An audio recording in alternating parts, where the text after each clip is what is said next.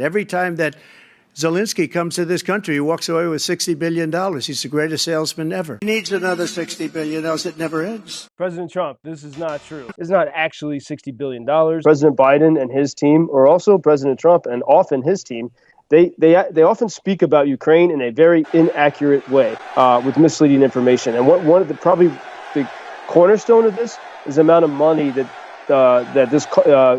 Ukraine's resistance is allegedly costing the U.S. Before we continue, we invite you to follow our channel, the only American show reporting live from Ukraine every day. I think Zelenskiy is maybe the greatest salesman of any politician that's ever lived. And I like him. On the impeachment hoax #1, he was very good. He said, no, the president didn't threaten me at all. He could have been a grandstander and said, I was threatened, right, Matt? He could have said I was threatened. So I like him. I have to say, I'm glad you recognize that President Zelenskiy is a good salesman, a great representative of Ukraine's dire existential fight for freedom. Every time he comes to our country, he walks away with $60 billion. That $60 billion package that Congress passed 2 months ago is not actually $60 billion. It's a usual Washington BS. Most of that so-called $60 billion is a valuation of old equipment that the United States was not using, was not going to use, and is given to Ukraine with big restrictions on how to use it.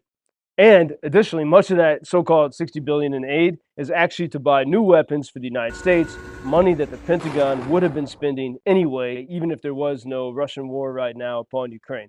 You should know this if you know the Washington game. Came in here in good faith, and we're entering into this kind of a discussion in the public view. But it's not bad, Nancy. No, it's called transparency. I know.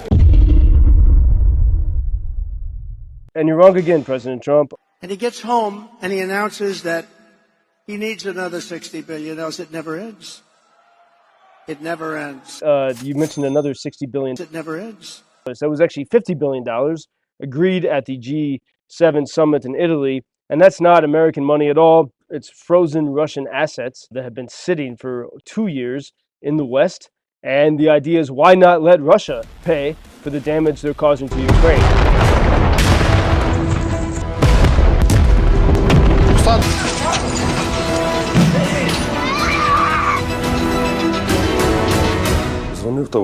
Of what comes to Ukraine is weapons that America bought and paid for a long time ago. We're not giving Ukraine our newest stuff. We're certainly not sending our F-16s. There were more than 3,000 long-range ATACMS, long-range missile systems sitting in the U.S., not being used.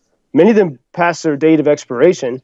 To get that $60 billion figure, we include how much, the valuation, how much are they worth, even though we already paid for them. And then, crucially, money in that package is to buy new weapons for the United States. The Pentagon is always buying new weapons. We're always innovating.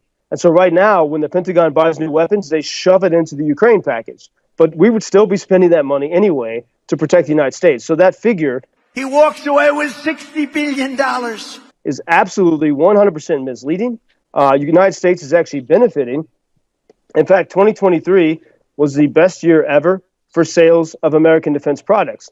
Because the longer, and this is where the military-industrial complex comes in, I think a lot of them don't want quick victory for Ukraine because they profit the longer this goes on. Because as we've seen, two things happen. One, Ukrainians show the amazing things that American weapons can do, such as what the ATACMS did in Crimea. And this was totally ignored in the headlines. We can talk about it. But about 24 hours ago, or more than 36 hours ago, Ukrainians used American precision ATACMS to hit one of Russia's key communications bases in the Crimean Peninsula. This is what Russia used to communicate with its satellites and to launch attacks. It was a huge victory for Ukraine because of these precision weapons from America. And when other countries see just how precise and effective those weapons are, they want to buy them.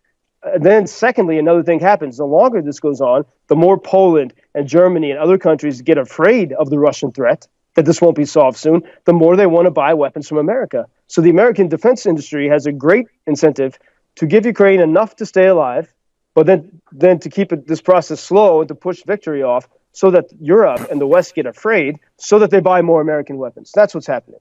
Both the White House and Trump will push this idea that, the United States has given X amount of billions of dollars to Ukraine. President, you care for freedom. Why do you speak inaccurately about people that are actually willing to die for the concept and reality of freedom? It doesn't make sense to me.